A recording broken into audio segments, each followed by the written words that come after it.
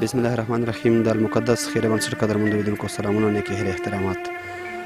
قدرمنو ملګرو، چېرته چې معلولین وي، چېرته چې هغه اړمن غربا وي، چېرته چې هم بې سرپرسته یتیمانان وي، د المقدس خیره بنسټ په ویډیوګانو کې تاسې کتلی شئ. هر چا چې راته په ګوته کړي دي، موږ ورته په وخت ځان رسوو او مرستې مو ورته له تاسې غوښتي دي. ستاسو په مرستو باندې د ډېرو معلولینو علاج وشو. ستاسو په مرستو مو هغه اړمن غرباو ته ډېرې مرستې راوړې چې په ویډیوګانو کې تاسې ذکر اورېدلی شئ. ستاسو په مرستو مو هغه مجهزو پوهه ډاکټرانو ته معلولین واستول او الله رب العزت ورته شفا ورکړه. نو درنو قدرمنو ملګرو، زموږ هدف دا دی چې موږ ته پکې الله رب العزت د قدمونو اجر راکړي او تاسې ته بس تاسې په مرستو باندې الله رب العزت د بېلې بېلې روپۍ اجر درکوي. نن هم یوې بلې کورنۍ ته راغلی یم او په دې کورنۍ کې زما تر څنګ دغه ورور چې دی ډېر زیات د غربت سره مخ دی او په دې غربت کې ورباندې الله رب العزت یو بل امتحان راوستلی دی چې د دلته په یو غره کې تیږې ماتولې او په هغې باندې به دومره یو څه لاسته راوړل چې ماښام ته به یې خپلو وړو خویندو وړو وروڼو ته یو څه نفقه پرې راوړه. دی د کور مشر دی او د کور دغه سرپرست اوس په دغه غره کې په هغه تیږو ځای کې دا رالوېدلی دی او پښه یې ماته شوې ده. د یو بل نه په سوال باندې 100 روپۍ راخیستې وې، په پښه کې یو سیخ ولګاو، هغې سره یې پښه جوړه نه شوه. پښه یې جوړه شوې ده خو یې ځای له نه ده تللې ده، دی ورباندې مزل نه شي کولی.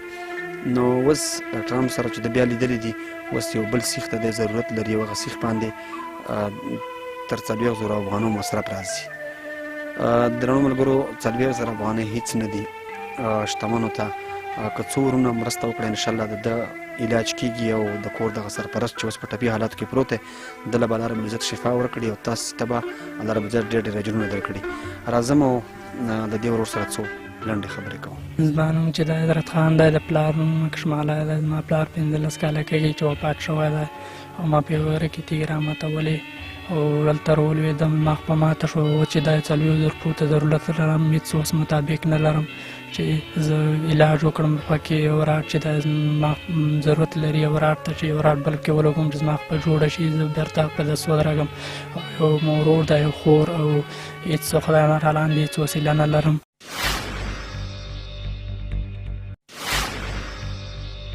چې زه دا وکړم او کور سرپرست هم نه لرم، زه کور مشر یم، هېڅوک نه لرم، خو لاندې هېڅ وسیله نه لرم. یو ورور یو خور لرم او پلار مې وفات شوی دی، 15 کاله یې کېږي.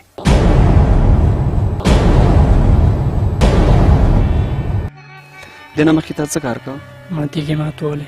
تیږې ماتولې، په هغې کې به تا څومره روپۍ ګټلې وه ماښام؟ هغې کې ما ورځې 400 روپۍ ګټلې کلدار. 400 روپۍ دې ګټلې، په هغې باندې ستا ګزاره کېده؟ هغې مې زما دومره ګزاره کېده چې بس کور لږ نفقه پیدا کوله، سبزي دغه تورې شوې دا هم راوړې. او په دا پښه څنګه ماته شوه؟ راولوېدې تیږو په ځای کې؟ بس راولوېدم، ډېنا مې بار کړه او همداسې راولوېدم غر کې.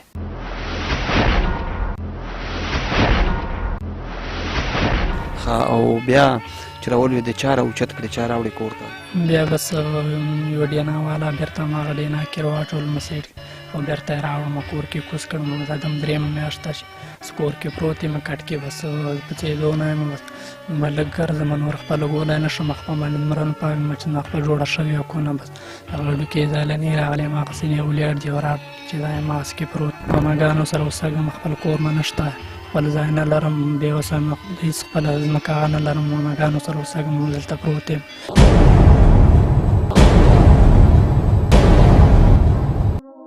زما نوم صفت الله دی، د پلار نوم یې احمدشاه خان دی.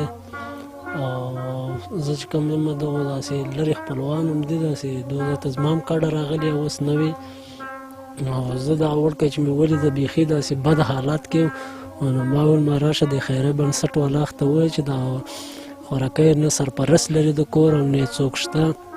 15-14 کاله یې کېږي چې پلار یې هم نشته او یو خور لري، یو ورور لري، یوه مور ده او سرپرست همدا په کور کې موجود دی، بل هېڅوک داسې نشته چې د دوی کور ته یوه نفقه برابره کړه.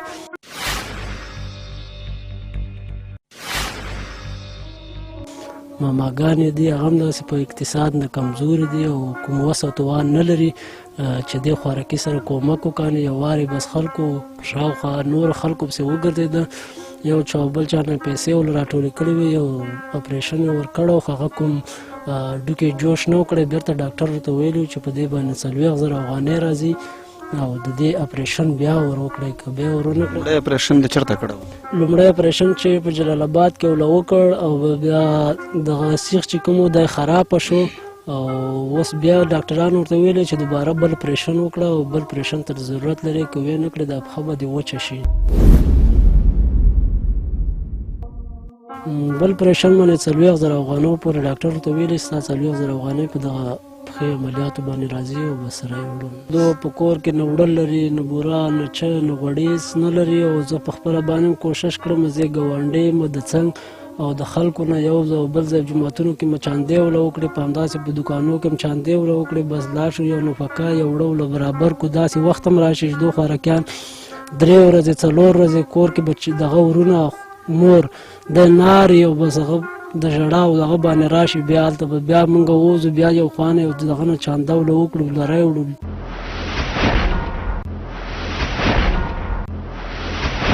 و بیخي داسې یو بد حال باندې دا خوارکان اخته دي چې بیخي په دنیا کې هېڅوک هم داسې دغه نشته چې دو سره یو کومک وکړي او دغه برابر شي ته سیسټم چې بیخي هر څه خراب شوي دي، ژوند یې تباه او بربادۍ سره مخامخ دی. که دغه یو سړی لري، که دغه خدای ورته جوړ کړ انشاءالله الرحمن هغه خلکو ته به یې الله اجر ورکړي چې چا کومک ورسره وکړ او دا به هم چېرته به خپله ورونو خویندو له نفقه پیدا کړي، خدای به په پښو باندې انشاءالله ودرې.